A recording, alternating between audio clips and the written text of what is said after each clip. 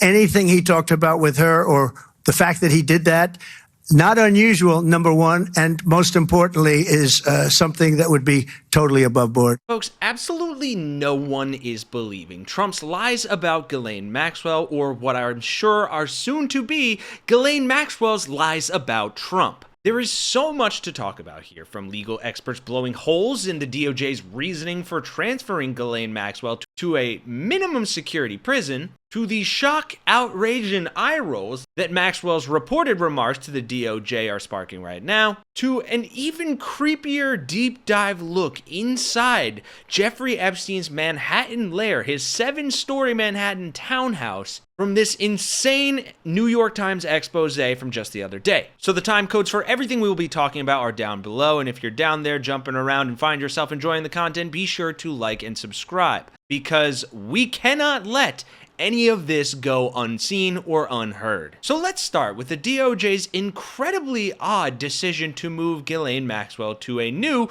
low-security prison in Texas. The former girlfriend of the convicted paedophile Jeffrey Epstein has been moved from a prison in Florida to a minimum security facility in Texas. Ghislaine Maxwell was sentenced to 20 years in 2021 for helping Epstein abuse underage girls. Last night, President Trump said he's received no request from Maxwell for a pardon.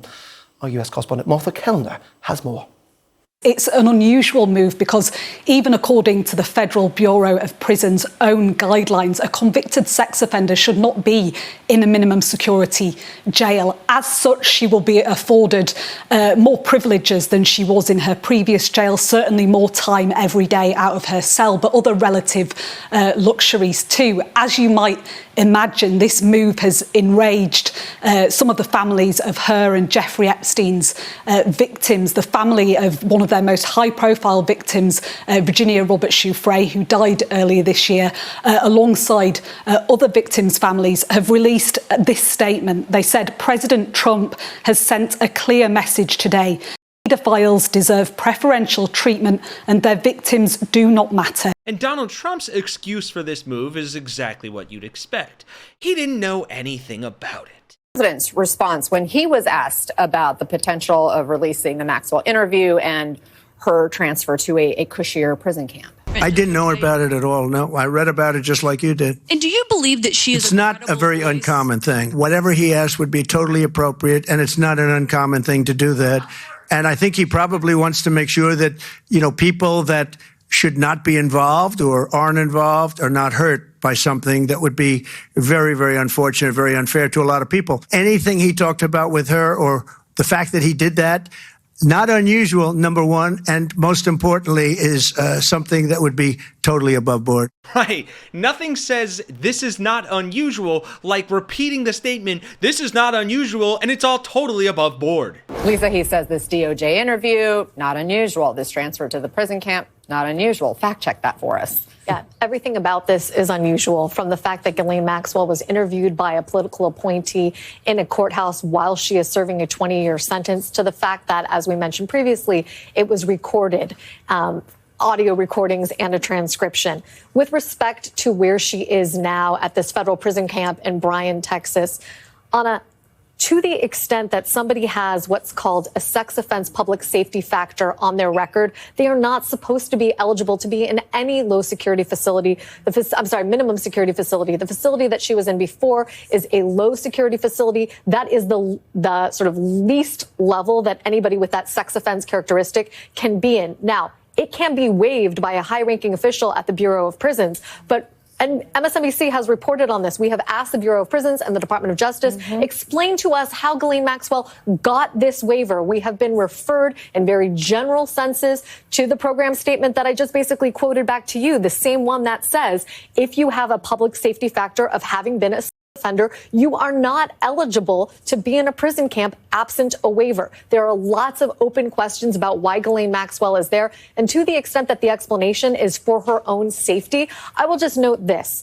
A prison camp is a camp without a perimeter that we traditionally associate with a prison, right? It doesn't have fences or walls. You can get so close, as one paparazzo did, to take pictures of Elizabeth Holmes, who was also there working out with weights. If one random person with a camera can get that close to Elizabeth Holmes and Ghislaine Maxwell is apparently in danger, what does it say about the fact that they've chosen to put her there as opposed to in a low security prison? There's no razor wire around the fence where they work out. It's just the same type of fence that somebody might have in the backyard of their house. There's two of the four sides of the prison have a chain link fence with razor wire, and that's it. And by the way, there's no gate. It's just it's like a country club gate to be able to get into the facility. So it just doesn't seem to make a lot of sense. Well, and you're hearing from Bureau of Prison officials now telling NBC News that this is shocking. They're expressing outrage. One saying on Facebook, "Since when are offenders allowed at the camp? I don't care who she snitched on. She's a damn human trafficker." One retired federal prison official telling NBC News in his 27 years on the job, he doesn't recall an instance in which a sex offender was moved to a prison camp. Eric, do you see this prison transfer a little bit like the 2008 sweetheart deal Epstein received in this non-prosecution agreement? Absolutely, I do. And this has been consistent. I should say non-cooperation agreement. Yeah, absolutely, I do. And this has been consistent in how the victims have been treated, even since the 90s when we had sort of this sham FBI investigation. Of course, the 2008 nonsense plea deal that allowed Epstein to continue to abuse women, even after, a plea deal, which is just so profoundly, such a profound travesty. But yeah, absolutely.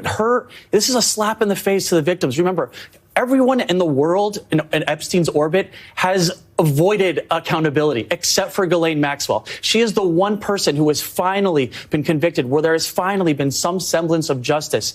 And now it is an absolute slap in the face. And I would even go so far to say a re-victimization of the victims, for them to have to see that the person who trafficked them to Jeffrey Epstein, the most prolific predator of our time, is now getting special treatment. There's just no fathomable reason that should take place, no matter what sort of information she's giving. Okay, talking heads, I can fathom a reason. I think most Americans can, if they don't have their heads up their asses. And thankfully, some don't. Raw Story reports that a new report was immediately panned by onlookers that Ghislaine Maxwell told the Justice Department last month nothing that would prove, quote, harmful to President Donald Trump. Maxwell met and talked with Todd Blanche, the Deputy Attorney General, over 2 days at the U.S. Attorney's Office in Tallahassee, Florida. She took questions from about 100 different people, according to reports, after receiving limited immunity. The meetings were part of the Justice Department's investigation into Jeffrey Epstein and Maxwell's involvement in trafficking. And now the Trump administration is reportedly mulling over whether to publicly release the transcripts from the interview, according to ABC News' sources. And the internet, predictably, was not impressed. Quote, "New, here's the quid. Maxwell swears Trump did nothing wrong. Then Trump waived her status and moved her to Club Fed without notifying the victims. Shocked, I tell you," wrote Allison Gill, known for her social media account Mueller, She Wrote. We actually had Allison Gill on the show months ago. She's fantastic, a great reporter. You also had national security expert Marcy Wheeler mocking on Blue Sky, quote, "ABC confirms that Trump defense attorney Todd Blanche got Ghislaine to perform like a trained SEAL and then promptly moved her to comfier digs where traffickers aren't supposed to live." Corey Rayburn Young, a law professor at University of Kansas, flagged on Blue Sky ABC News, citing sources familiar with Maxwell, saying, "Is ABC giving Blanche anonymity? There are only a few people in the room, and you shouldn't be relying on secondhand reports for this reporting." Another user wrote, "ABC covertly reveals how Trump and Blanche got Ghislaine Maxwell to agree to be recorded, saying only nice things about the Donald. Her attorney said Maxwell was asked about 100 different people, and she didn't hold anything back. Trump will release the tape of his quid pro quo deal. Maxwell is a filthy rich, narcissistic subhuman." And it's just so infuriating and depressing that we're seeing these people work with Ghislaine Maxwell. And that because some people on the MAGA sphere are so stupid and just don't want to believe this, that even if Trump gives her a last-minute pardon, even if everything comes out and she barks like the dog they want her to be and say, Donald Trump did nothing wrong, Bill Clinton was there, Bill Gates was there, there's all these people there, but Donald Trump, he didn't do anything, I promise. Some of them will fucking believe it. And I apologize that this has gone on so long. I wanted to get to this sooner, but I do want to end on this because this is absolutely insane. And I'd like to take you through this right now. This is from the New York Times, a look inside Jeffrey Epstein's Manhattan lair. And so you scroll down, the story starts, there's all this stuff. It's talking about all the people he worked with, all of the notes he received, and then you get to this like interactive part here. And you can see pictures. Photos show a credenza crowded with framed snapshots flaunting Mr. Epstein's connections to some of the world's most recognizable people. You go in even further, it circles them. There was Mr. Epstein smiling along Pope John Paul II, Mick Jagger, Elon Musk, and Fidel Castro. You go even further, there's more pictures. Wow. Also pictured were Larry Summers, former President Bill Clinton, and Richard Branson, the billionaire. What a surprise. Nearby was the photo from 2000 showing Mr. Epstein with Mr. Trump and the future first lady, minus Miss Maxwell. She got cut out for some reason. Next to that was a framed dollar bill signed by Bill Gates, possibly as payment of a bet. Quote, I was wrong, the Microsoft co-founder wrote over the George Washington's face. And then there's even more down here, but here's where it gets really friggin' creepy. You can see here another flight up on the 3rd floor was Mr. Epstein's sanctum, a suite that included his bedroom, the mansion's infamous massage room, and a cluster of bathrooms. But wouldn't you notice, mounted in a corner above his bed was a surveillance camera photo show, and then another one. A second camera can be seen in an adjoining room. Oh, that's interesting. What a creepy ass room that is. With the Times also reporting, several Mr. Epstein's victims have said the mansion was outfitted with a network of hidden video cameras. In the massage room were paintings of naked women, a large silver ball and chain, and shelves stocked with lubricant like a Diddy party, according to photos reviewed by the Times. And again, it's just no surprise that Donald Trump wouldn't give a damn about these victims. I mean, hell, he assaulted E. Jean Carroll. He got famous for being on a bus with Billy Bush and bragging that he grabs women by the pussy. Did we fucking forget about all that? I get this stuff is horrific and it's terrible and nobody wants to think about it. But if it walks, talks, quacks, and shits like a duck, then it's probably a duck. The first duck here being Donald Trump and the second one being a fucking pedophile. I don't even know if I can. I'm not saying that's true for legal purposes, but the evidence tied with Donald Trump's words, actions, and inaction here